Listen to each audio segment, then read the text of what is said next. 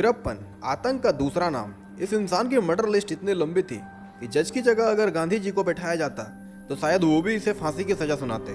जी हाँ दोस्तों, अमूमन लोग इसे चंदन लकड़ियों का तस्कर समझते हैं, जो कि ये था।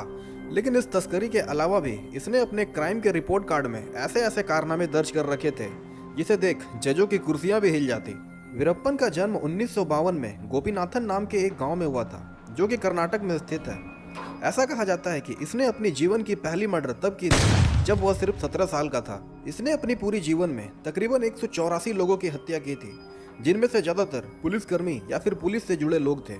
वीरप्पन ने 2000 से ज्यादा हाथियों को भी मार डाला था ताकि उनके दांतों को बेचा जा सके। जब भी फॉरेस्ट डिपार्टमेंट के लोगों को मरे हुए हाथी मिलते तब उन्हें गोली हाथी के सिर के बीचों बीच मिलती। इसके अलावा वीरप्पन ने 10,000 टन से ज्यादा चंदन लकड़ियों की तस्करी की थी। हाथी की दांतों की कीमत तकरीबन 22 करोड़ 40 लाख रुपए थे और लकड़ियों की कीमत 186 करोड़ रुपए थी। वीरप्पन ने अपनी 100 लोगों की एक गैंग बनाई थी जिनको काफी ट्रेंड किया गया था। जब कभी वीरप्पन को लकड़ी तस्करी करने में मुश्किलों का सामना करना पड़ता तब वो पैसों के लिए किडनैपिंग करना शुरू कर देता। एक बार उसने नेशनल जियोग्राफी के 2 रिपोर्टर्स को खबरी समझकर उनका अपहरण कर लिया।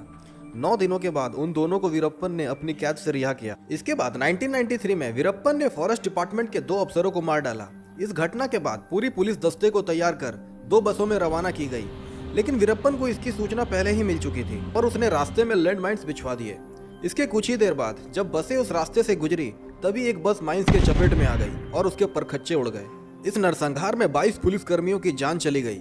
सरकारों के पैर हिलने लगे। जब सारे रास्ते बंद होते चले गए तब तमिलनाडु और कर्नाटक के सरकार ने मिलकर एसटीएफ का गठन किया, जिसे सिर्फ वीरप्पन को पकड़ने का काम सौंपा गया। इसी दौरान एक बार वीरप्पन पकड़ा भी गया, लेकिन उस वक्त वे लोग घने जंगल के अंदर मौजूद थे। जब सारे पुलिसकर्मियों ने थोड़ी देर आराम करने का फैसला किया तभी वीरप्पन ने सरदर्दी का बहाना बनाकर पुलिसकर्मियों से थोड़ा तेल मांगा और पुलिसकर्मियों ने उसे तेल दे दिया।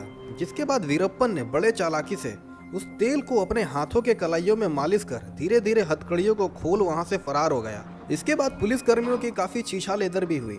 वीरप्पन की कुल 3 बेटियां थी जो कि जंगल में ही रहा करती थी।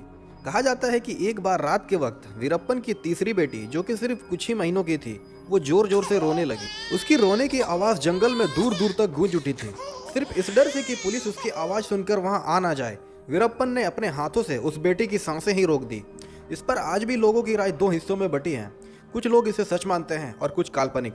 वर्ष 2000 में वीरप्पन और उसके साथियों ने कर्नाटक के मशहूर एक्टर राजकुमार को अगवा कर लिया। राजकुमार अपने नए घर, जो कि बिल्कुल जंगल के पास बनाई गई थी, उसके गृह प्रवेश में शरीक होने गए थे। इसकी सूचना वीरप्पन को पहले ही मिल चुकी थी। सरकार ने इस पर मध्यस्थता करने की काफी कोशिश की, लेकिन ऐसा हो नहीं पाया। ऐसे ही वक्त बीतते चले गए और तकरीबन 108 दिनों के बाद राजकुमार को रिहा किया गया। बताया जाता है कि सरकार ने राजकुमार के रिहाई के बदले 50 करोड़ रुपए दिए थे। इसके 2 साल बाद वीरप्पन ने पूर्व एग्रीकल्चर मिनिस्टर को अगवा कर मार डाला। 3 दिनों के बाद उनकी बॉडी नदी के किनारे तैरती मिली। ऐसा नहीं था कि पुलिस वीरप्पन को पकड़ना नहीं चाहती थी, लेकिन जब भी तमिलनाडु पुलिस इसके पीछे होती वह कर्नाटका के बॉर्डर में प्रवेश कर जाता। इसी परेशानी से निपटने को सरकारों ने मिलकर एसटीएफ का गठन किया। पूरी जंगल वीरप्पन के घर जैसे थी। उसे जंगल का चप्पा चप्पा मालूम था। इसी कारण वो पल भर में ही गायब हो जाता। उस वक्त के एक मशहूर पुलिस ऑफिसर ने वीरप्पन के नाक में दम कर रखा था। वीरप्पन उस पुलिस अफसर से इस कदर परेशान था कि उसने काफी चतुराई से उस अफसर को अगवा किया और उसे मारकर उसकी सिर काटकर जंगल ले गया। बाद में पकड़े गए साथियों ने बताया कि वीरप्पन उस सर के साथ फुटबॉल खेला करता था। तब के सरकार ने एक नए ऑफिसर विजय कुमार को नियुक्त कर उस इलाके में भेजा। उस ऑफिसर के नेतृत्व में एसटीएफ के टीम ने वीरप्पन के काफी साथियों को मार गिराया और उसके टीम मेंबर्स में सिर्फ 5 से 8 लोग ही जिंदा बचे। एक दिन विजय कुमार को वीरप्पन की आंखों की परेशानियों के बारे में कुछ जानकारियां मिली। एक वीडियो फुटेज जिसमें वीरप्पन कुछ पढ़ रहा था, लेकिन पढ़ते वक्त उसे काफी परेशानियों का सामना करना पड़ता। कभी वो कागज को दूर करता, कभी पास, तो कभी अपनी आंखों को मसलता। इस फुटेज को देख विजय कुमार को यह अंदाजा लग चुका था कि वीरप्पन की आंखें अब उसका साथ नहीं दे रही।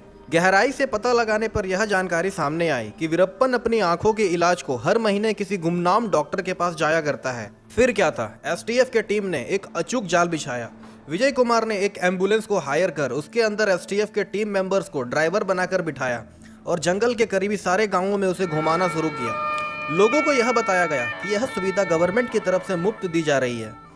लोकल लोगों ने इस फैसिलिटी का जमकर इस्तेमाल किया और सभी ने यह मान लिया कि सरकार हमारी मदद कर रही है। ऐसे चलते चलते कई दिन बीत गए और आखिर ये खबर वीरप्पन के कानों तक पहुंची। उसके साथियों ने उससे ये कहा कि डॉक्टर के पास चलने को यह एम्बुलेंस एकदम परफेक्ट है, क्योंकि वीरप्पन की तकलीफें काफ़ी बढ़ चुकी थी। इसी कारण उसने इस पर ज़्यादा ध्यान नहीं दिया और एक तारीख चुनी जिससे कि वो डॉक्टर के पास जा सके। जब एक दिन एसटीएफ की टीम रात के वक्त एम्बुलेंस लेकर गांव से जंगल के रास्ते की ओर जा रही थी, तभी वीरप्पन और उसके साथियों ने एम्बुलेंस को रोककर उस पर सवार हो गए। एसटीएफ की टीम ने वीरप्पन को पहचान लिया और मन ही मन खुश होने लगे। जैसे ही गाड़ी रवाना हुई, ड्राइवर ने अपने ऑफिसर को सिग्नल दे डाला। कुछ मिनटों के बाद ड्राइवर ने काफी ताकत के साथ ब्रेक पैडल को दबाया, जिससे कि एम्बुलेंस काफी तेज गति से रुकी। गाड़ी पूरी तरह से रुकी भी नहीं थी कि दोनों एसटीएफ मेंबर्स दरवाजे खोलकर बाहर कूद गए। इससे पहले कि वीरप्पन और उसके साथियों को कुछ समझ आता, चारों ओर से अंधाधुंध गोलियां चलने लगी। कई मिनट तक 338 राउंड गोलियां चलने के बाद फायरिंग रोक दी गई।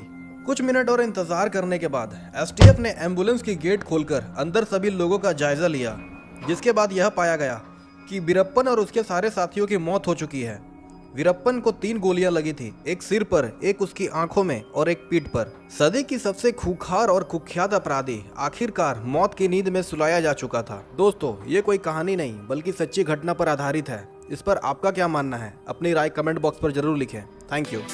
अगर आपको हमारी वीडियोस अच्छी लगती हैं तो वीडियोस को लाइक करें, चैनल को सब्सक्राइब करें, साथ ही साथ बेल आइकन को दबा लें।